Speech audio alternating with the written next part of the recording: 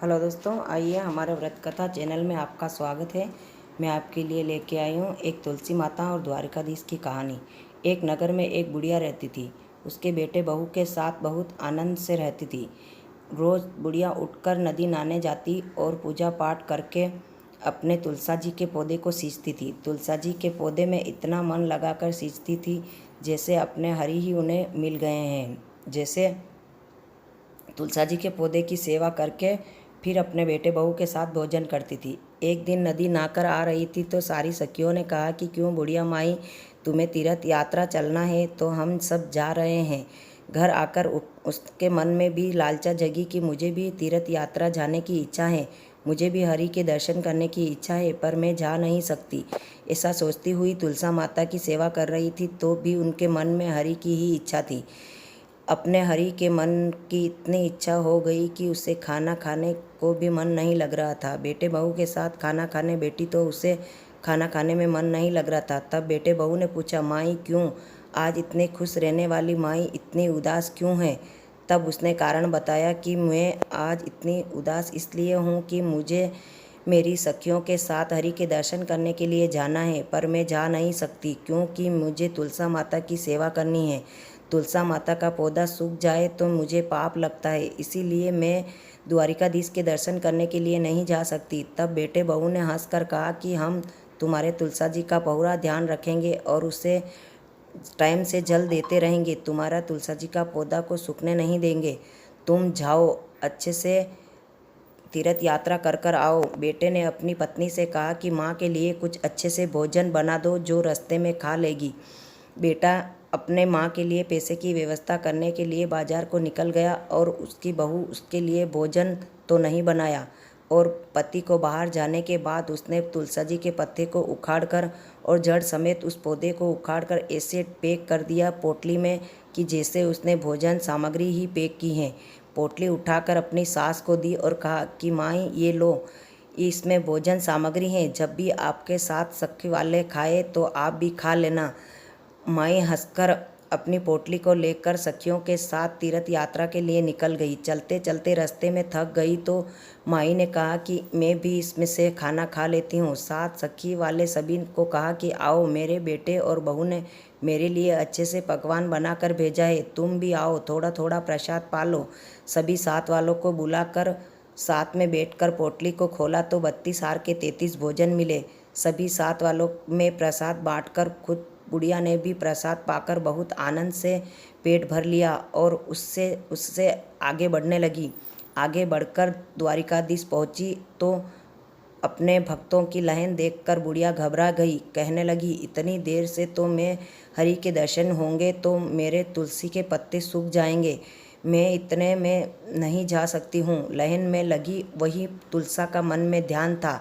आंखें खोली तो सारी लाइन बंद हो गई और सारे मेल दरवाजे भगवान के मंदिर के सारे बंद हो चुके थे।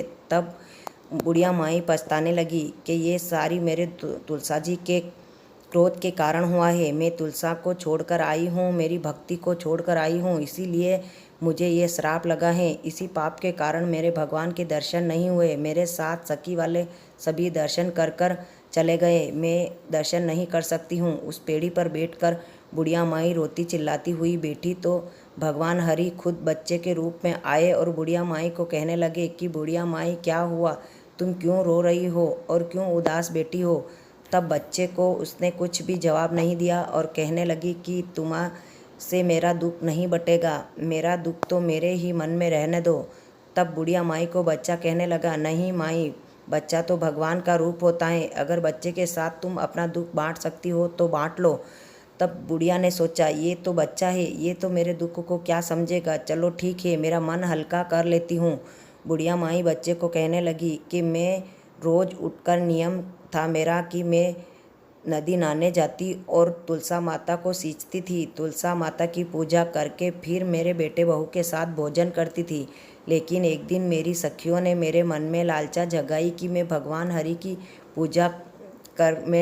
हरि के दर्शन करने आऊँ, तो मेरे मन में भी ये लालसा जगी। मेरे बेटे बहू ने मुझे खुश होकर भेज तो दिया, वो तो खुशी से अपने तुलसा माता की पूजा कर रहे होंगे, लेकिन मेरे मन में विश्वास नहीं हो रहा है, इसीलिए मेरे बेटे बहू के कुछ गलती के कारण मेरी तुलसा माई मुझ पर क्रोध हो गई है और मुझे हरि के दर्शन नहीं करने दिए। आई जब तक सारे दरबार बंद हो चुके हैं।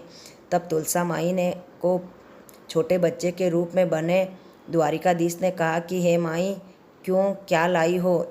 ऐसा हरि के लिए क्या लेकर आई हो जो तुम इतना मन में पछतावा कर रही हो? तब बुढ़िया माई ने कहा, कुछ नहीं लाई हूँ, थोड़ा बचा कुचा भोजन लाई हूँ। मैं भगवान को प्रसाद चढ़ाना चाहती थी, लेकिन वो भी मेरी इच्छा पूरी नहीं हुई, इसीलिए बेटा मैं दुखी हूँ। तब बुढ़िया माई को कहा, भगवान को नहीं चढ़ा सकी तो क्या हो गया माई, मुझे दे दो, मैं खा लूँगा। तब बुढ़िया माई ने कहा, नहीं बेटा, मेरा भगवान का प्रसाद है, मैं भगवान को ही चढ़ाऊँगा, तुम्हें नहीं दे सकती। बुढ़िया के हाथ में से झपट कर श्री कृष्ण ने खोला पोटली तो उसमें तुलसी के पत्ते थे।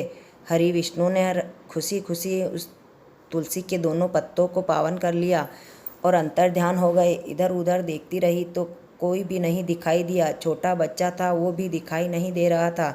बुढ़िया माई ने कहा, एक तो मेरा सहारा दुख बांटने के लिए छोटा बच्चा भगवान ने भेजा था, वो भी कहीं चला गया। मुझे अब मेरे दुख का कारण कोई नहीं है, मैं खुद हूँ, क्योंकि मुझे मेरी ही सज़ा मिल रही है। ऐसा सोचकर बुढ़िया माई रोती हुई चिल्लाती हुई पेड़ी पर गिर पड़ी। तब आकाशवाणी हुई और आवाज़ आई कि बुढ़िया माई, तुम्हें हरि के दर्शन हो गए हैं।